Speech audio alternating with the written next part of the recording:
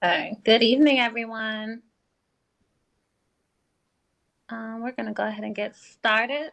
Good evening, everyone, and thank you very much for joining the District Department of Transportation for this virtual meeting on the Broad Branch and Spring Valley Stormwater Retrofit Project. My name is Raisha Quarry from CDNA, and we're working on this project team, handling all the outreach and community engagement. Next slide, please. All right. So before we begin the presentation, I'd like to go through a few meeting logistics with you. First, as on the slide, this meeting is being recorded and streamed live on DDOT's Facebook page. It will also be added to DDOT's YouTube channel within 7 days of the meeting. Next slide. During the presentation, everyone's mic except the presenters will be muted to avoid any background noise. Just so you're aware, and if you're in need, this WebEx platform does provide closed captions. To enable that feature, you can click the three-dot icon, scroll down, and select the closed captions option, making sure that the blue toggle is on. Next slide. If you realize that you have a question or a comment during the presentation, there are a couple of options to alert the team. The first one being hand raise option. To raise your hand, please click on the raise hand icon on the bottom center of the WebEx window. If you do not see this immediately, you should look for the three-dot icon and select raise hand. If you dialed in, pressing *3 on your phone's keypad serves as a hand raise. A hand raise indicates to the project team that you would like to speak and ask a question. Next slide. You can also put your questions in the Q&A. This feature can be accessed by clicking the three-dot icon in the bottom right side of the WebEx window and select Q&A, or you may see a question mark icon. Once selected on a new panel or window will appear. In the Ask field, select All Panelists. Click the text box to type your question and press the Enter key to send it. We will be monitoring both features as well as Facebook, and we'll do our best to answer the questions in the order in which they are received. All right, thank you all for your patience while I share those logistics, and I will now turn it over to Morvarid to start the presentation. Hello, everyone. Good evening. Thank you so much for joining. My name is Morvarid Ganjalizadeh. You can call me Morvarid. I'm a DDOT project manager for Broad Branch and Spring Valley project, Retrofit project. As part of MS4 Municipal Separate Sewer System permit, DDOT is required to propose a retrofit project in the district. These projects are in coordination with Department of Energy and Environment /DOEE. DOE have identified multiple watersheds as district priority watershed. These watersheds are the ones that are draining or draining into streams or tributaries that already have a stream restoration before or will have stream restoration in the near future. And Broad Branch and Spring Valley have been identified in this list for a while, and that's why we are here tonight. Next slide, please. So in this presentation tonight for this project, first we're going to introduce our team, our design team. Then we're going to learn more about stormwater. What is a stormwater? Why we are doing this? Then we're going to talk about the background and the purpose of this project. We are talking about the type of the facilities or green infrastructures that we are going to use in this project. We did also some analysis for site selections. We're going to talk about the criteria we use and the analysis that we did for these sites that we picked. We're going to talk about our project schedule. And then at the end, and which is the most important thing, we are here to listen to your feedbacks and get your feedback and then answer any questions that you may have. Next slide, please. So this is the DDOT project. We are working with our consultants. RK&K is working on the Broad Branch, and then Design Green is working on Spring Valley, and then we also have TBA that handles all the outreach for this project. Now I let the team introduce themselves in the order that you can see in this slide. Thank you. Hi, good evening, everyone. My name is Noah Bell, and I'm a civil engineer at DDOT on the Stormwater team, and I will be helping out with Morvarid on this project.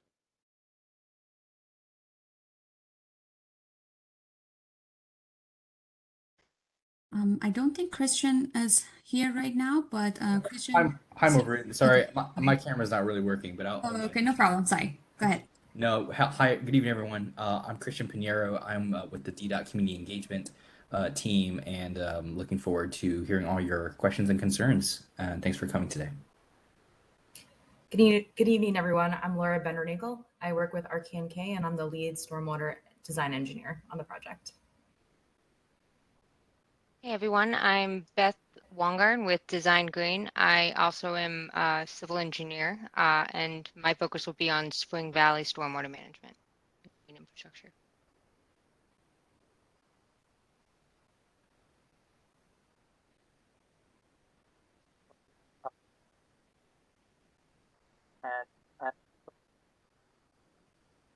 Oh, Manahari, it sounds like your microphone isn't working properly, but I'll give you a brief introduction if that's okay. Manahari Bandari is working with me at RKNK as the another stormwater designer as well. So thanks, Manahari. No problem. So thanks, everyone. Now I'm handling the stage to Laura to continue the presentation. Thank you. Awesome. Thank you, Morvarid. All right, so before we dive in to the specifics of the project, I wanted to give everyone on the call a brief understanding of stormwater management, especially in urban environments, how it differs from a more natural environment, what you might have learned about in the water cycle as a kid, and really the reason some of this background feeds into why we're doing this project. We've included a link at the top of the slide here. This is for the DC Greening DC Streets Manual. And it goes into a lot more depth on what green infrastructure is, what stormwater management in the district is. And so I encourage everyone to look this up. It's the Greening DC Streets Manual. And like I said, a lot of the content that I'm talking about here is also in this manual for you to look at. So I wanted to show a comparison of what happens in the natural environment versus what happens in an urban environment. And so on the left-hand side, you can see if we have a forest or a field, a lot of the water that's falling down on it during a storm event is going to infiltrate down into the soil. Water can be taken up into the plants, which is what we call evapotranspiration. So it might be absorbed by trees or grasses, or it might just evaporate back into the atmosphere. And then only a very small percentage of that water actually runs off the surface overland into streams. And we call that stormwater runoff. So 10% only of that in that natural area diagram. Now let's go over to the right-hand side of the slide. And what you can see here is an urban environment like we have here in DC. And so when rainwater falls onto a roadway or a parking lot or buildings, very little of that water is actually able to penetrate into the ground. So we only see 5% infiltration. And we see much less evapotranspiration or uptake by plants and leaves. And so that's only 30%. And then in comparison with the 10% runoff under natural, we see that there's a much greater amount of stormwater runoff, 55% in an urban environment. And that becomes problematic because when we see greater amounts of stormwater runoff, that runoff often has higher levels of pollutants in it compared to when we're in natural areas, all because of this increased amount of impervious area, this asphalt, this concrete that doesn't let water through.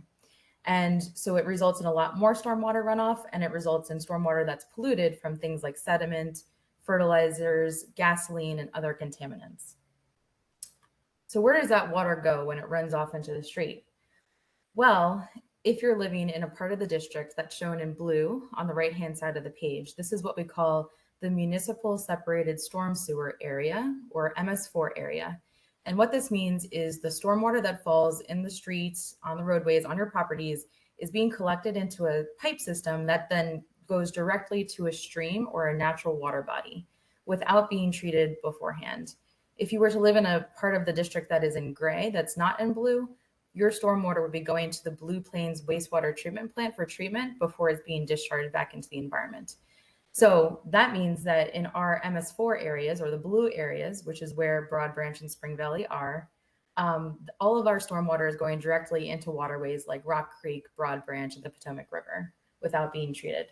And so we talked about how when we have a lot of impervious area in urban environments, there's much more stormwater. And so that greater volume of stormwater runoff can cause issues in natural waterways like erosion and scour, which means that we're pulling sediment and basically ruining the stream edges of these waterways.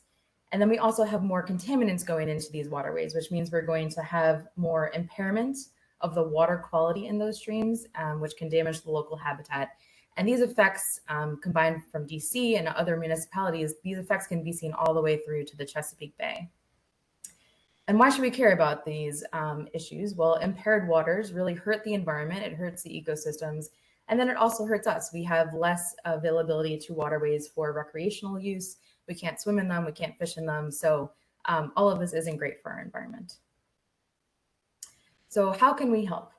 Well, how we're doing it through this project is through the use of what we're calling green infrastructure, or GI for short.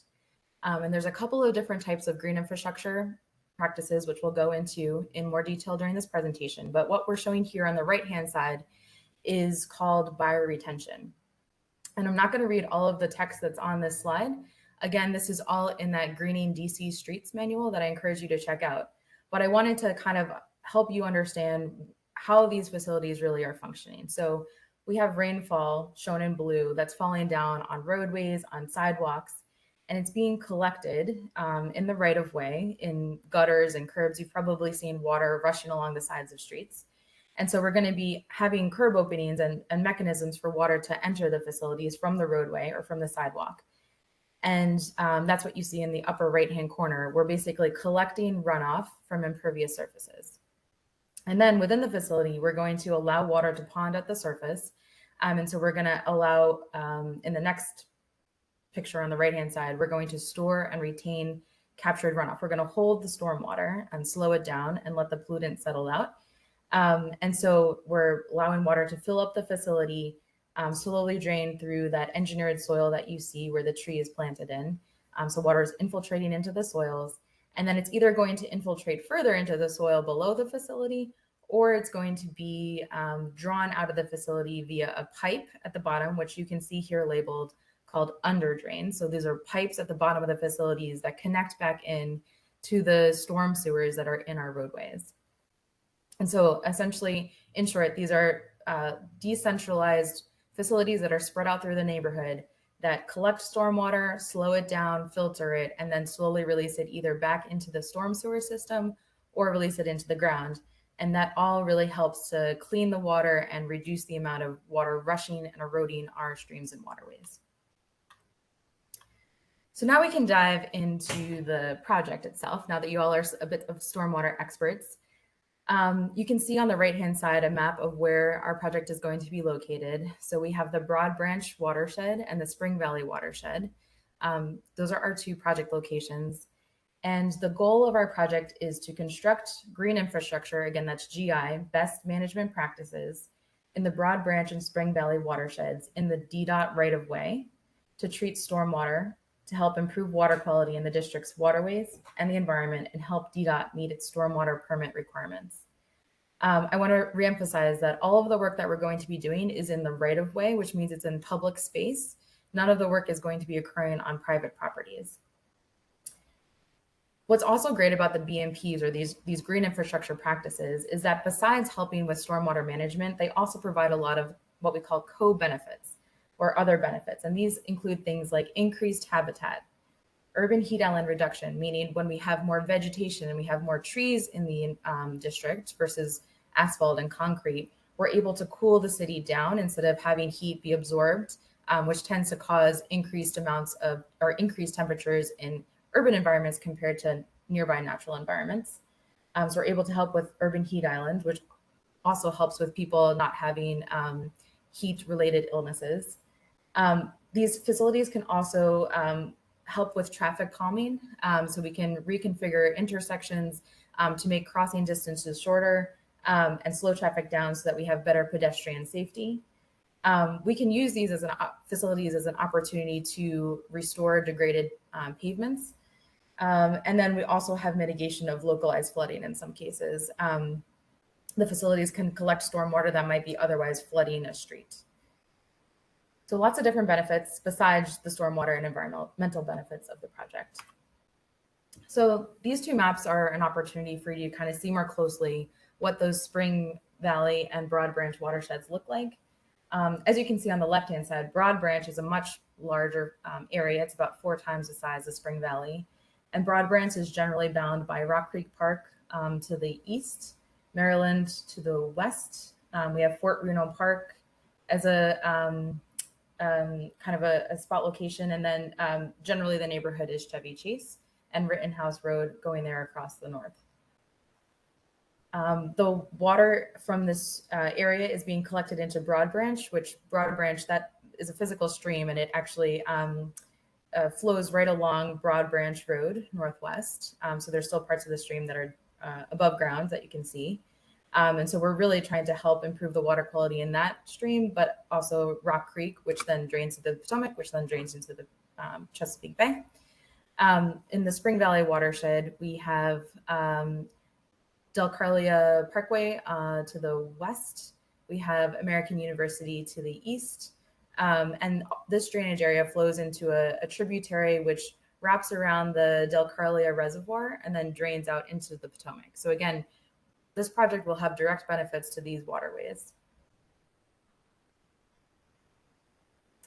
So let's talk about some of the green infrastructure practices that we're going to be using.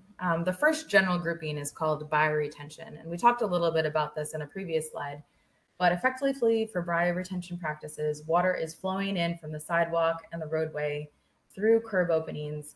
Water is generally ponding in an area that's vegetated temporarily, so everything drains within 72 hours. That water is infiltrating through engineered soil that you can see over here. It's being temporarily stored in this aggregate storage area. And then again, it's either draining out of this under drain pipe or it's infiltrating into the soils below. Bioretention facilities can come in lots of different shapes and sizes, but the main ones that we're using are called bioswale, which are effectively linear or longer bioretention facilities. Curb extension bioretention, which stick into the parking lane a little bit. And open area bioretention, which are really great for triangle parks or larger spaces. They tend to have less of a constrained or hard edge to them. And then planter bioretention, which work within the space between the parking lane and the sidewalk. Typically, there's a tree space, a tree planting space in the district on most streets, and that's where planter bioretention tend to go. We are also considering permeable pavement. Permeable pavement differs obviously in that it doesn't have vegetation at the surface, but the principles are very similar to bioretention. Water is going to infiltrate through a pervious surface or a hard feature, but it allows water through, unlike traditional pavements. And that permeable surface could be concrete, it could be asphalt, or it could be pavers. Each of those systems has pores or cracks or joints that let the storm water through, unlike a more traditional pavement. So water is coming through the surface here, and then it's being, again, stored in an aggregate layer or a gravel or rock layer. And then it's either infiltrating, filtering down into the soils below the facility, or it's being conveyed out of an underdrain that ties back into the storm sewer system. Again, multiple configurations. We have parking lane permeable pavement, which goes in the parking lane. We have alley permeable pavement, or you might call them, or might have heard them called green alleys. So these tend to use pavers in alleyways. And then we have sidewalk permeable pavement, which could be concrete, it could be pavers, again, letting water infiltrate through the surface. We're also considering 2 other types of BMPs, or best management practices, and these include impervious surface removal, which you can see in the left-hand photo or image. This process involves replacing traditional asphalt and concrete that doesn't let stormwater through with pervious surfaces like grassed areas, which allows for more infiltration of the water into the soil. These are often the opportunities we found are where there's slip lanes at intersections or really kind of wonky intersections where we don't need as many crossings. And so it's an opportunity to sort of reclaim some of that concrete and bring it back to vegetated area. And that also is really great for traffic calming and pedestrian safety. We're also considering a whole slew of places where we can plant more trees, whether that's in the planting strip or the parking lane, if we can sort of bump out an area into the parking lane for that tree. But the vast majority of the facilities we're considering are already in the planting strip. And this really helps increase with the vegetation absorption of stormwater, which you probably remember from the slides before, we call that evapotranspiration. Trees have a whole myriad of benefits like urban heat island reduction, neighborhood beautification, habitat, things like that. So again, providing lots of other benefits besides stormwater management. So what have we done so far? Well, we've looked at the two different drainage areas, Broad Branch, Spring Valley. We've collected as much information as we can about the utilities that are present, about the trees, about roadways and parking, and tried to put together what we call base maps, or visuals of what the neighborhood is looking like. And then we've tried to find places where we can actually physically fit this green infrastructure. You can see in the map on the right all of the different things we have drawn into our maps just to get us started to figure out where can we physically put some of these facilities. And the list on the left-hand side is long, and it's not even comprehensive for all the different metrics and things that we looked at in order to site these facilities. But just to name a couple of things, we've looked at utilities, we've looked at existing trees, we looked at driveways and crosswalks and bus stops. We've looked at where is there some existing infrastructure and DDOT construction going on that we don't want to conflict with. We want to make sure we're working just within the right of way. We want to find those wonky intersections that can benefit from traffic calming. We want to find alleys from you all that are in need of repair where facilities could be sited. We want to find locations with good infiltration. We want to find places that have a storm sewer tie-in, again, for those underdrain pipes to go somewhere. And then what's on this list, but I'll also mention, is slopes. Generally, we want to put facilities on as flat a slope as possible. When slopes are greater, it's much harder for the facilities to capture that water. And so we've looked at all of this information at a desktop level. We've also gone into the field and looked at what we can find at the surface in terms of visual observations of utilities and drainage areas and parking. And then we're now in the step of prioritizing all the facilities because we found a lot of opportunities, but we only want to move forward with a certain portion of them for more advanced design. And that prioritization is based on a whole host of factors, the ones that you see here, but other things like cost and constructability, things like that. So to give you an idea, we started with this preliminary siting, trying to find where we can physically put things in the right of way. But we have more to this project. And so this is kind of giving an outline of the whole project. So we've started with preliminary site selection, which we just talked about in the last slide, and that's summer of this year. And we're in the We Are Here port, right? We're doing the public outreach now. We want to hear back from you. This is preliminary. We want to hear your thoughts on where things are, what the benefits, what the drawbacks are of things. And we've cited BMPs using best available maps, global or geospatial information system data, which is GIS data, and the field visits. And we have about 500 facilities cited right now. That includes a lot of trees. And then we want to move forward with 30% design. So at the 30% design, we're going to prioritize and select a much narrower focus of BMPs to look at for more advanced design. And at that point, once we narrow it down, we're going to be doing survey and geotechnical soil testing to see what the infiltration rates are like, and utility locating to see where things are exactly underground. So you might be seeing folks out in the field doing those sorts of investigations. And then based off of this new information that we're getting, we're going to be refining the locations. We're going to be refining our stormwater calculations and refining our designs. We'll have another round of public outreach. We want to get your opinions again. Then we'll go into final design, which includes 60 to 100% design. That'll be around fall of 2023. Again, we're just going to be refining the designs at that point, not selecting new facilities. And so we're going to be refining locations, calculations, and design. Construction tentatively scheduled right now for 2024 to 2025, pending funding. So we thought we'd take this opportunity to hear some of your opinions from the start. So what elements do you care about most?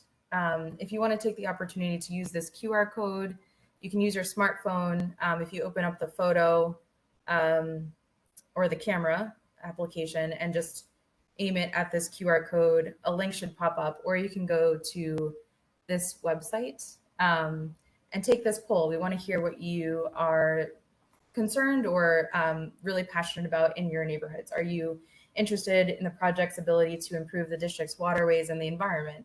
Are you looking for the project to help with pedestrian, bike, and vehicular safety? Do you want to see improvements to alley conditions? Do you want to see more green space? Do you care about the aesthetics, the native plantings, and the maintenance of the facilities?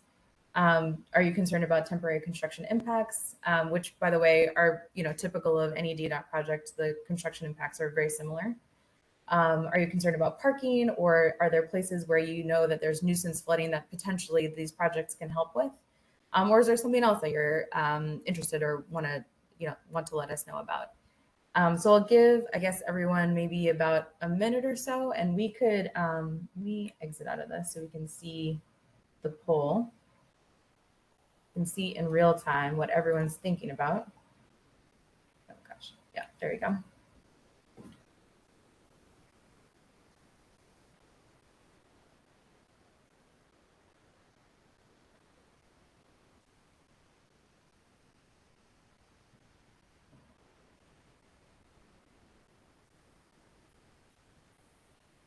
So I'll give it a couple, maybe another minute or so.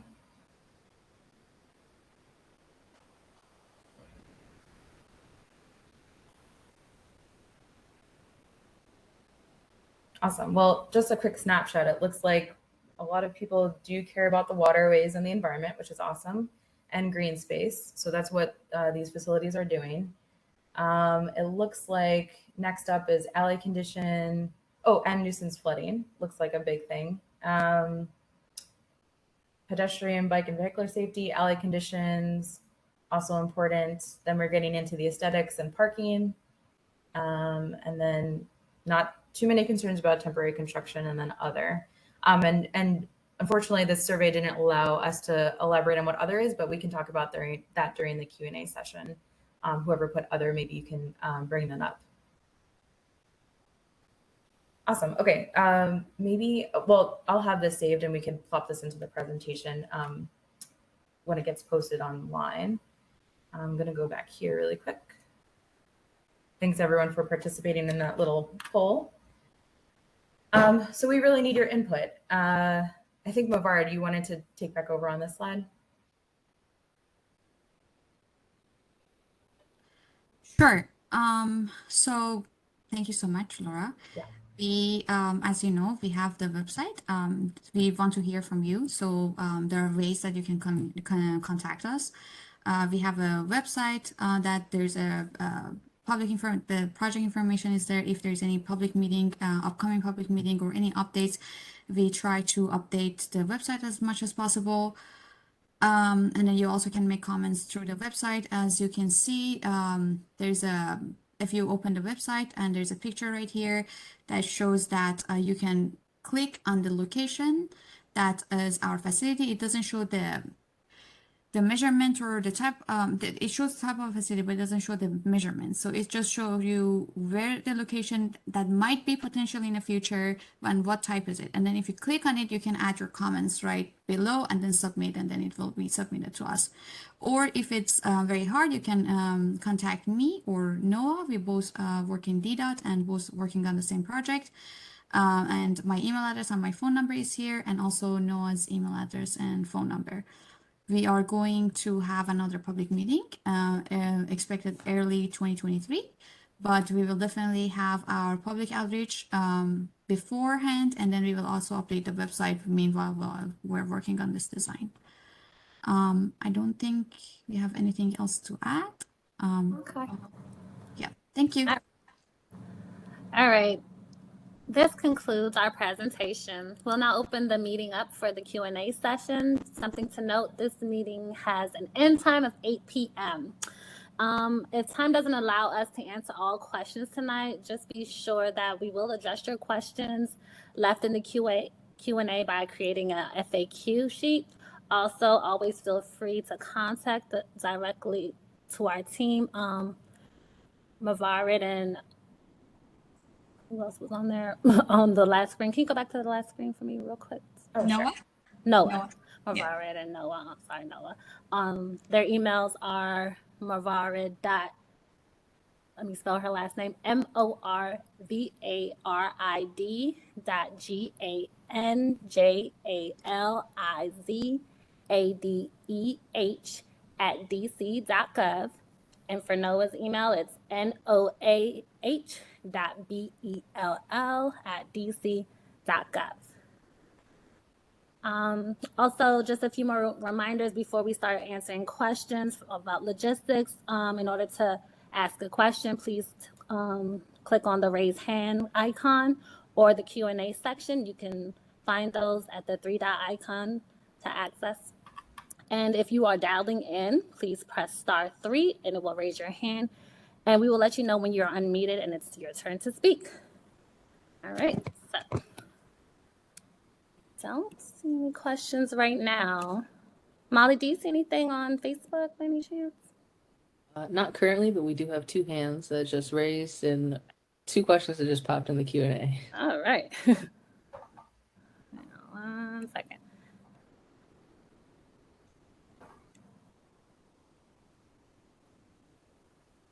All right, you can start with the hand raises. Can you unmute them, please? Yes. Peter, you should be unmuted now. I'm Peter Goslin. I'm an ANC commissioner in Chevy Chase. A couple of questions. One is, I know you're just at the beginning of this process, but because I'm engaged in hyper-local politics, do you have any sense for the broad branch element here? How many of these, will these retention basins come all the way from Broad Branch to Connecticut Avenue? Or because of the terrain and where water flows, is it likely that these will mostly be along Broad Branch Road?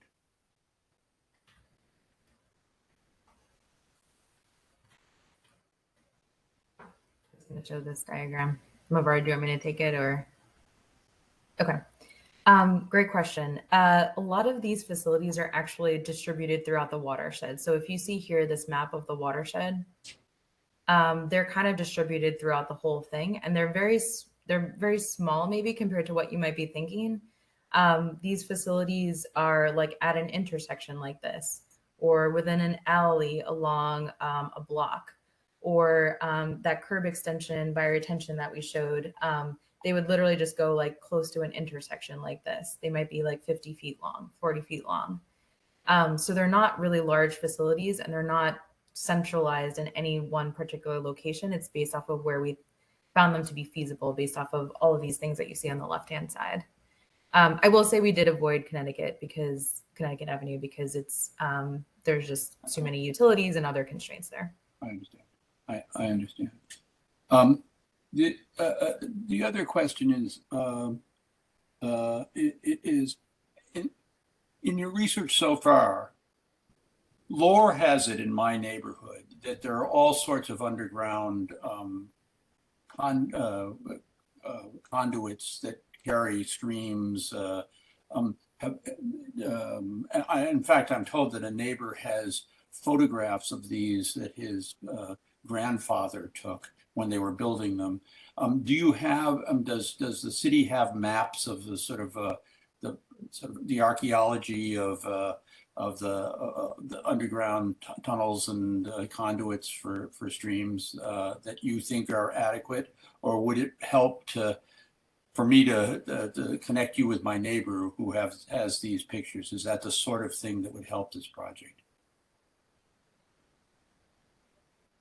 You want me to answer, Laura? Either way, I can answer too. We can add if I miss anything. We work with DC Water. Before we start any projects, we usually ask for as-bills from all utility agencies. That includes also those conduits that you mentioned.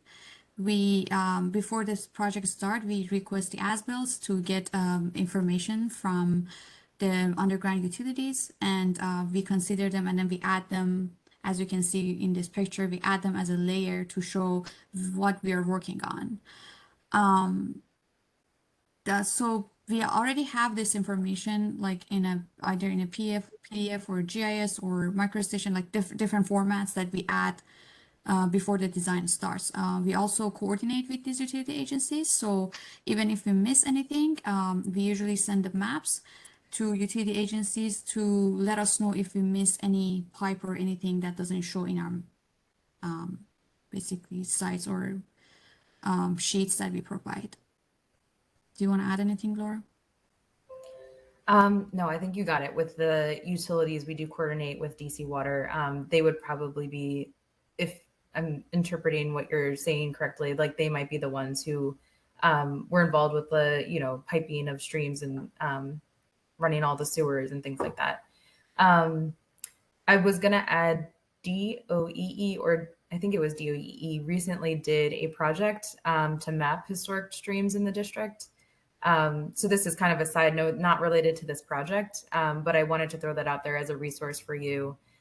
If it's a cool story map that's online, we can probably put it in the chat at the end of the meeting or put it somewhere for you to access. But it goes through the history of streams in the district as well. That's great. But our project shouldn't be impacting, or we are doing our best to avoid underground infrastructure for this project. The intent is not to build on it. Okay, and just one quick other question, and I know we're at the beginning of a process that's very long. I think this is wonderful technology, but the truth is its public reputation gets tainted by the fact that these bioretention basins are not well maintained after they're put in and end up looking pretty shaggy. Are you doing anything to set the stage for better maintenance once the things are in place? So, Peter, we just recently, the Department of Energy and Environment / DOEE recently got funded to maintain all facilities in DDOT-owned, BCDC-owned facilities in DDOT, in the district. So they are working on building the program. But besides that, each facility has a 2-year warranty. So we are working on it. I understand the frustration in the past, but we are working with DOE to have a better maintenance program. But we also have 2 years warranty right now on our construction contracts for maintaining these facilities. I suspect you could build a huge volunteer force of nearby residents who would help take care of these things once the growth in them, the biological growth in them after they're in place. But just an idea. Thank you. Yeah, that's true. Thank you so much. All right. Molly, can we go to Bonnie? Could you unmute them, please? I'm unmuted. Can you hear me? I can hear you. Sorry. Go ahead, Bonnie. I'm a mature senior citizen and I'm rambling around, but I can hear you and you can hear me. All right. I live in an area, specifically Quesada Street, which is within the Broad Branch area, which has already benefited from all of these various and sundry attempts to reduce stormwater runoff. It was started in 2014. There were meetings and so on and so forth, and they went ahead with construction. It was finished in 2017. Ours was to be a test area. They tested how much water we were draining in. And they were supposed to do a test afterwards to find out how much all these wonderful ideas improve the runoff situation. There has never been any report to the citizenry, and I'm one. So I don't know. You think, you have a printed booklet, you think some of these things work. I don't know, and it's never been proven to me. Specifically in front of my house, they use impermeable pavement running curb to curb. It was finished in 2017. 6 months later, It's completely filled with mud and dirt, and it's hardened. It's clay. It comes down the alley drainage and so on and so forth. The contract that was set up said these areas would be cleaned and maintained 4 times a year. I have a lake in front of my house whenever it rains. And you now want to build more lakes in front of other people's houses. And I don't know if this is a good project, if it's going to work. Secondly, Laura, do you work with an engineering firm or DDOT? I work with RK&K, which is an engineering firm. So the city has already contracted with your company. Correct. To do the design. For the design. Any way a citizen get their hand on that? Because I wonder if design, implementation, construction, consideration has been completely paid for or not. So these meetings and these considering my opinion are a little unnecessary because DDOT doesn't care what I think. They're going to put them in and you're going to get the contract and I'm going to get a lake in front of my house. And the bay will be no cleaner. Sorry, The question was, can you send me a copy of the contract that DC has with RTL? Is that a legitimate question or not? the contract between DDOT and so we have a big team of companies working under this contract. I'm talking right now. What contract do you have with RTKL for the design? For the design, that's what Laura told me. Yeah, we have RK&K. You have not issued a design for the construction yet, have you? We have a design contract, but no construction yet. Okay. May I, as a citizen, see a copy of the design contract? I will check, and then if we can share this, I will be happy to share that with you. And if you can't, that says that DDOT is not willing to tell the citizens, right? I have to check on that. Yeah, I understand. We might be able to share the details. We might not, but I can, I don't know if Christian here, but I can check internally and then. Hi, Christian, how are you? Hi, Bonnie. Great to hear from you again. I spoke with Christian earlier, and he's heard all my unhappiness with the existing River Smart project that was done in my neighborhood, and now you're doing the same thing in other neighborhoods. It didn't work. I know the charts say, hi, maybe it will go down, and maybe the permeable pavement, the water will wash right through. Well, somehow the way it was designed by whoever that engineer was, and the contractor, whoever built it, we don't know as built versus design, it's clogged. It's clogged. It was pointless. It was expensive. And I'm sorry, I'm getting upset. I'm just going to make one comment. So you're right. The River Smart was a trial, and I feel like DDOT, and I was involved with that project, but we learned a lot of information about the types of facilities and what works and what doesn't. I want those numbers if they were ever received, because Steve Sarin at DOEE told me 3 years ago they had measured the output following construction. They did not like the results, he said. So they were going to look at it again. You say you have the numbers. I, as a citizen, want them, please. Did that improve anything in my neighborhood, and therefore will it improve anything in further neighborhoods? What I was going to follow up with was, what? I'm sorry. I apologize. Oh, I was going to say, we learned certain facilities work better than others. I'm not sure if they have actual measured data, but anecdotally, we understand that certain types of facilities clog more easily than others. And I suspect that the facilities you're talking about are the porous asphalt or porous concrete facilities. And we are minimizing the amount that are on this facility or this contract. Again, trying to use lessons learned from previous contracts. I would still like to see I don't know, well, if you got it, you must have looked at the data from the previous construction and what went on. I want to see the numbers of what happened. It, The number of all right, before they did the work in my neighborhood, they went around and they put in survey pipes to watch, and they checked at the outlet where the storm flowed. I'm on a certain line of the storm system, understand that. They never, that there was a measurement, there was an amount. Let's say it was 100 gallons, it wasn't.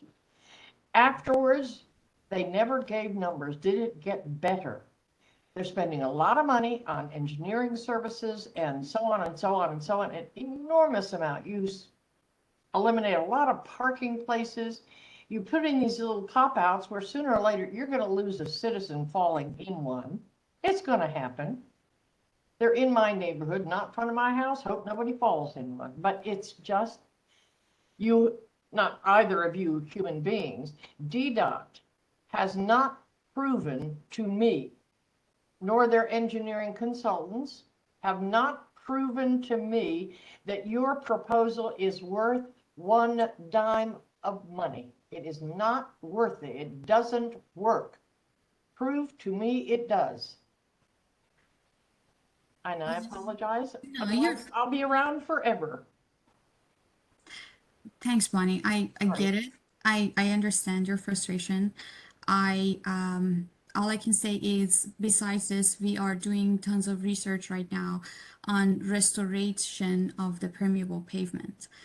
We are working with DOE for the maintenance. We are actively trying to make them better, and we want to hear from you, and I understand your frustration. We do our best with DOE to see what we can do with a better maintenance that actually help the performance of these facilities. For the information you ask, I will check also with DOE for the River Smart information after the construction. After, I believe they did, I have to double check. I believe they did some sort of restorations for permeable pavement. Not at my house. Never. So I will check what alley was it, or what area was it, and what information they got, and whatever information they get that will help you. I am so happy. I would be happy to share. If you can, and I understand your distinct limitations.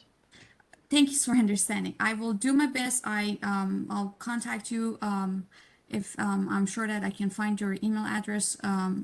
And I'll follow up with DOE and follow up any other information that I have that can help you to be happier with us. I just see no point in spending money on something that does not work.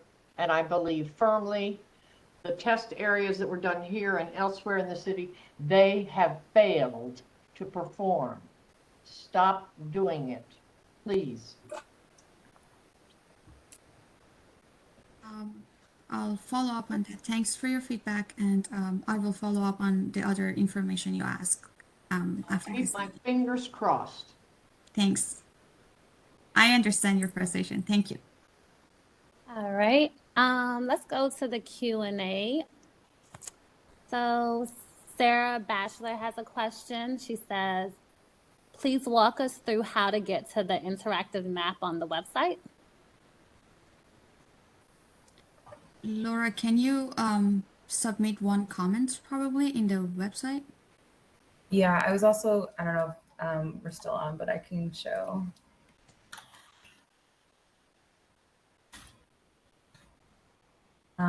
So if we go to this website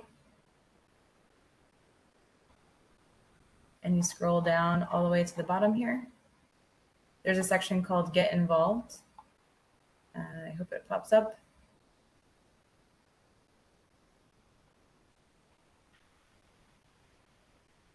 So this is where you can drop a comment. You can zoom in. You can find your address using this toolbar up at the top here. And then if you zoom in, this is where you can see some of the facilities. A lot of these, like I said, are trees, tree plantings. Those are the red dots. And so then if you want to drop in a comment, let's say you live over here, or you have a comment about this particular facility, you click on the map and click on an area that you want to drop your comment, and then type in your comment over here. And then you can provide your contact information so that we can follow up more easily with you. And then you hit submit. And that's how you insert your comment, and it'll be tied to a specific location that you use or point to in this map. Do you also need me to type the answer in the Q&A chat? No, it's Molly already wrote that it's been answered verbally. Okay. Thanks. All right. So next question we'll take, this has already been answered, but I'll say it verbally so that the people on the phone can hear. It's what ANCs does this project span? Noah answered saying that its Broad Branch is 3E, 3F, and 3G, and Spring Valley is 3D. All right, and Judy asks a question. It says, will this project address the stormwater runoff into Mill Creek?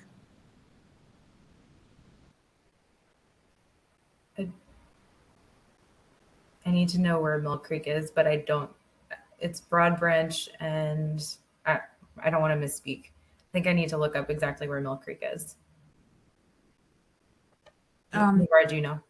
No, can we get an address so we can look it up in our map to see if we have any facilities there? Judy, could you Judy just raised their hand. yeah, can you unmute them, please?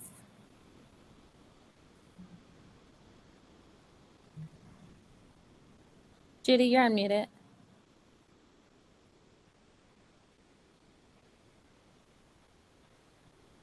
Judy?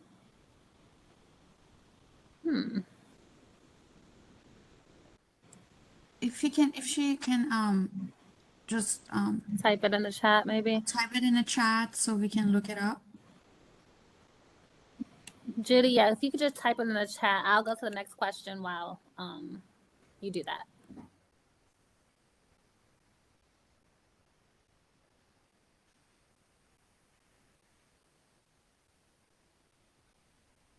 Actually, Molly, could you unmute Connie in the meantime?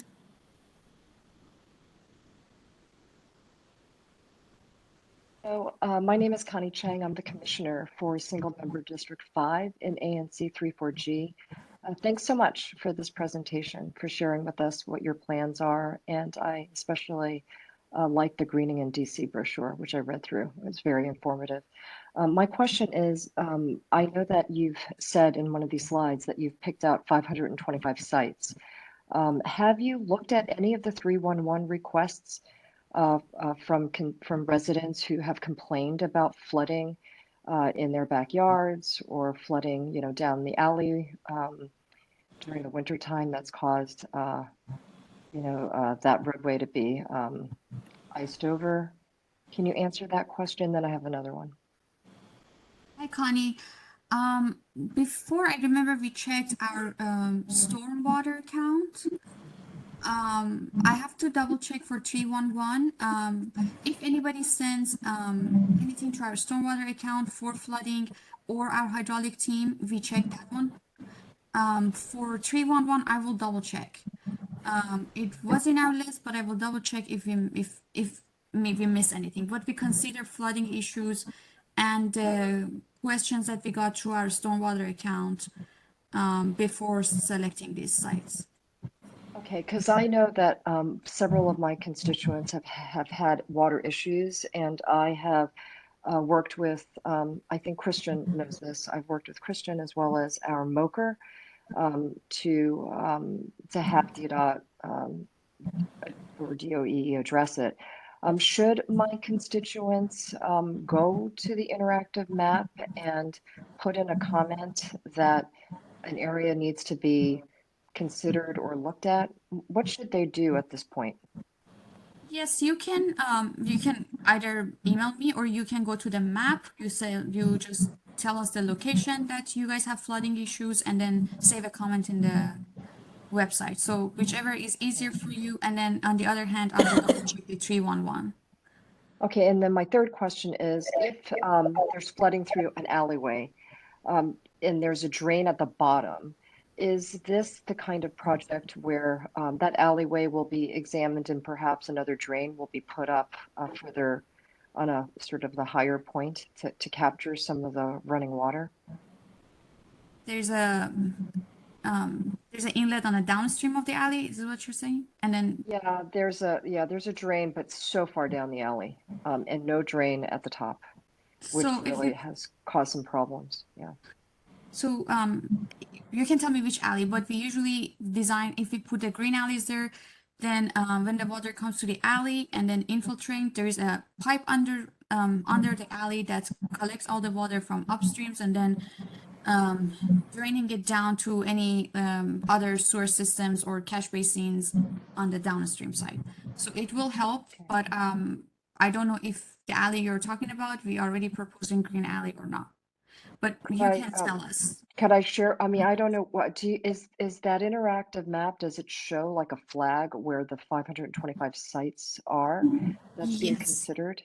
Okay, because we couldn't quite see. I'm on my laptop, but it was hard for me to see that. Yeah, so each of these points that you see is Yeah. a facility type.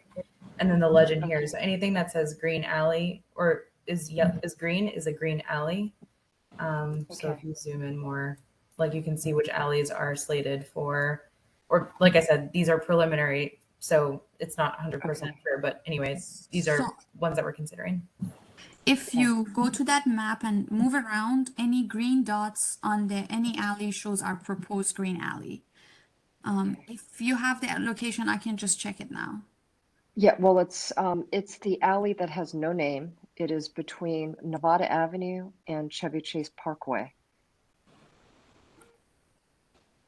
And that alley begins a little north of McKinley.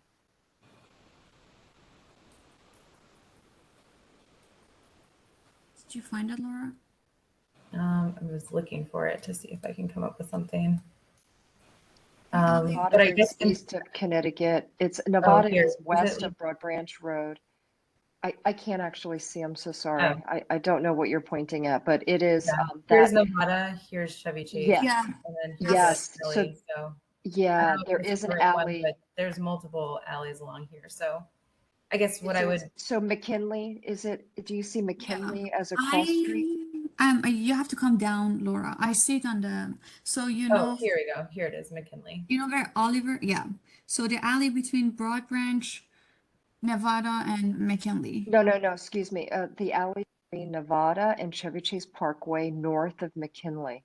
So Oh, there's no name for it, but it goes all the way up. It looks like we do have something there. Yeah. Okay. Excellent. So that little green dot means that particular alley, it's an alley, correct? yeah. Is being considered for possible change, correct? That Correct. entire alley, even though that little green dot is just at that one spot, it's really the entire alley. It might not be the full alley, like we don't want to do construction immediately adjacent to homes potentially, but Yes. a decent amount of it. Okay. So at some point after this call, I would love to speak to you guys about it, so that there's some idea of what's happening, north of that alley, like, further up. Okay. Yeah, there's some flooding issues. Thank you so much. Thank you. There's Ross has some Yes, I see his hand has been raised. Me okay? yes. Okay. Hi, Ross. So yes, Connie and I have been working together over the past several months, along with representatives from other agencies about this particular alley. And I was glad to see, I couldn't tell this afternoon when I looked at the website, that you do have a green marker there. It seems to me, based on the diagrams in the greening booklet at figure 3.6, this could, again, if it's maintained properly, really help this neighborhood and this long block between McKinley and Patterson Street Northwest. Because as Connie said, the stormwater drain is at the bottom of the alley. So whenever it rains, just like the constituent that had a lake in front of her house, I have a lake in my backyard. Because the alley is above the level of the backyard, And the water, therefore, because there's no drain up there and there's no permeable surface up there at the alleyway. This alley, by the way, probably was done over in the last 15 years, and no one thought, or no one took into consideration the drainage issues in this part of the neighborhood. Water drains down into my backyard. And then DDOT has a fit with my neighbor because the water goes out into the alley and cites him.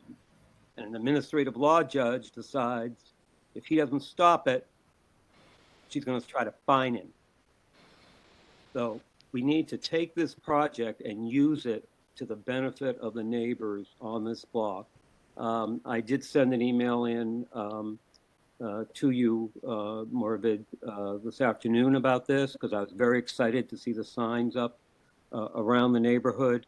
This has been a problem for probably 80 to 100 years in these three houses in this part of the upper part of the alley because the backyards are lower than the alley. There's a big drop off.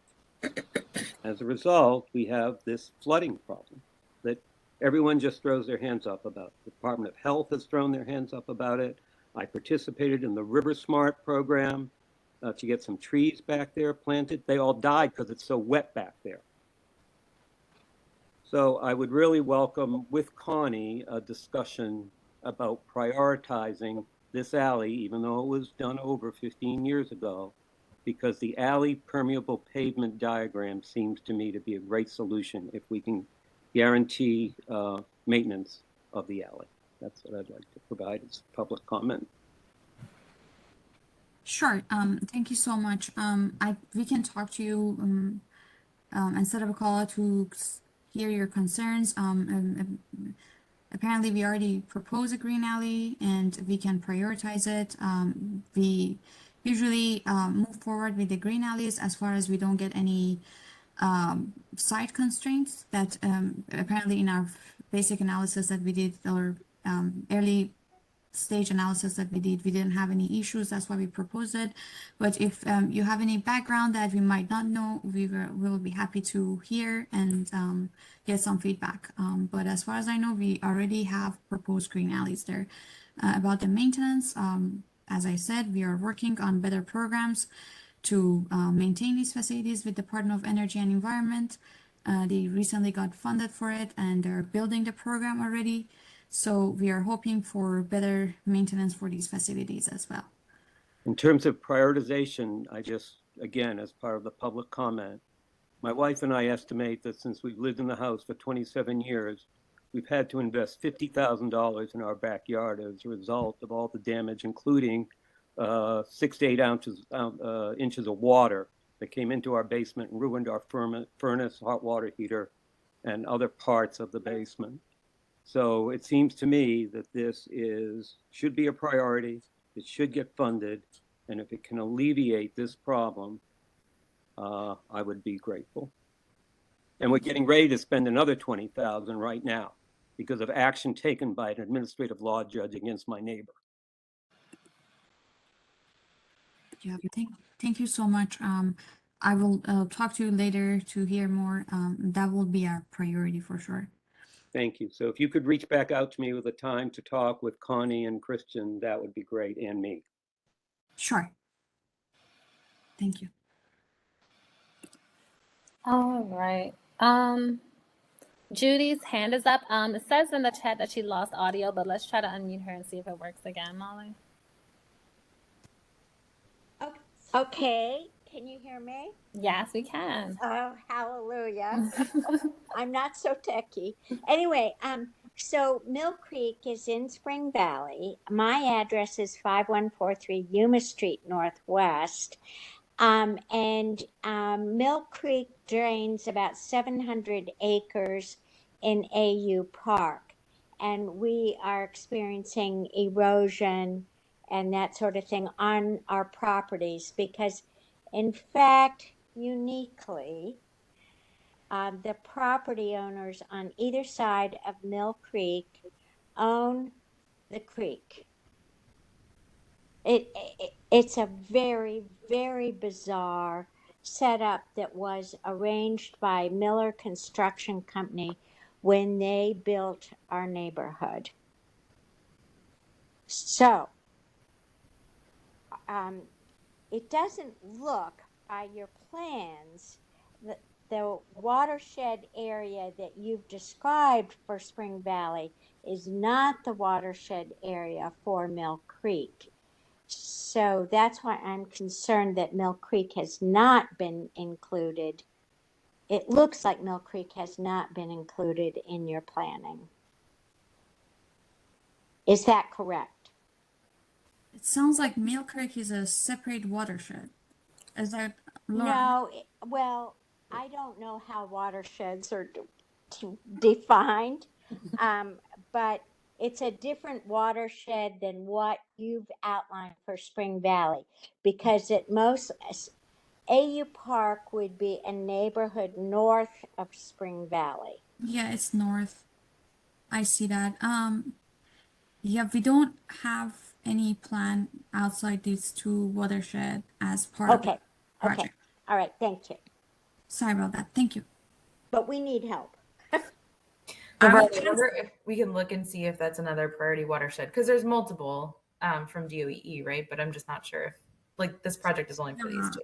This is right now funded and has budget to have the design. So if there's a separate watershed, then there should be another contractual process going on. But this is not part of the scope of this project as of now, and it won't be because it's not part of the Spring Valley watershed. But I can pass your concerns for the future. Very much. Sorry. All right, thank you for that, Judy. Okay, also Joy has a question. It says, I don't see the interactive map that shows the 558 potential sites. Where do I find that? I guess we sort of answered that question, but did that question come in after? Yeah, it came in after. It came after we answered it. Okay. So if we go to the website broadbranchandspringvalley.ddot.dc.gov, which I think Molly probably put in the chat. Yeah. So this is what pops up when you first go to the website, and then if you scroll down, or if you click on this thing called Get Involved over at the top here, but I'll just scroll down so you can see.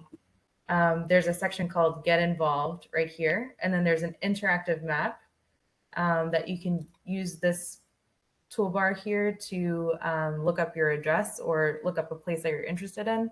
And then these different dots represent some of the facilities that we're considering. The dots correlate with these types of facilities down here in the legend. And then to add a comment, you click on the location that you are interested in providing a comment for. So let's say I want to provide a comment, like I live at this household. I would click in the map here to drop this marker, and then type in your comment over here, enter comment here, provide your contact information, and then hit submit. Okay. It looks like Joy raised her hand. Molly, could you unmute Joy?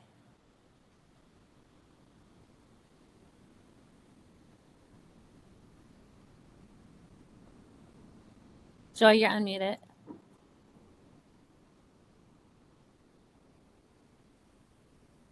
Joy.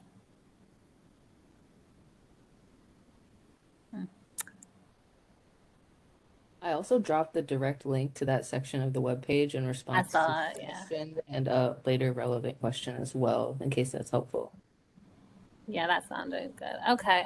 We can't hear you, Joy. We're gonna go ahead to the next question. Okay, so Sarah Batchelor has a question. It says, this is an important initiative, and it sounds that like DDOT is learning from its previous pilot projects. I hope that we can all support this effort and make sure it works as well as possible. Thank you. Do you guys have anything to say to that? It's just a nice thank you comment. No, just thank you. Thanks. Okay. C.E. Clark has a question that says, thank you for your work, but I would like your assurance that the questions issues the recent participant made about recent projects not working be answered and distributed to everyone. Yes, we are constantly working on it to make this facility work better, perform better. Maintenance is one most important factor that we're working on. We also in-house, myself doing some research on restoration permeable pavement. We did over summer. Besides that, we are doing project. We also have some research funds that we are working on to make these facilities better, and we constantly learning as we go. And also hearing from you guys help us to improve these facilities better. That's all I can say right now, but I am sure that having 2-year warranty in our contract is one thing that helps this facility to perform longer, and then by the time that the warranty is over, maybe we can have better maintenance plan or program in place. All right, thanks for that. Okay, looks like there was also another question about the map, but Molly's dropped the link and we just went over it, so I'm pretty sure you saw that answer.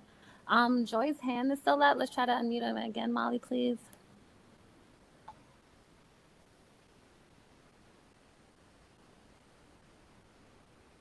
Joy, you're unmuted.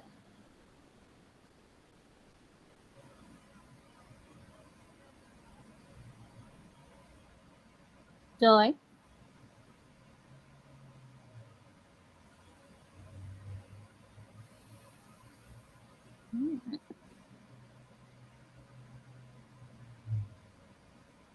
That's not here. Okay, we can't hear you, Joy. Joy, we can't hear you, but if you see my email address, you can email me or you can drop it in the chat. Yeah. All right, that's it for all the Q&A questions and now the hand raises. Does anyone else have any more questions? Please put it in the Q&A section or raise your hands.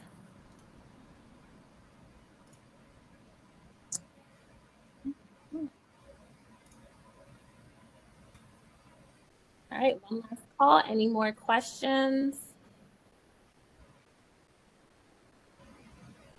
If there are no additional questions, thank you all very much for joining this evening. Please look at the screen and take the link down. The Title 6 is in the chat as well. It's just a brief survey. We would like to collect your comments. You can use the QR code on your screen. And at the close of the meeting, it will take you there automatically as well. So that's all that we have. We wish you a great night. Thank you, Connie. Thanks, everyone. All right, bye.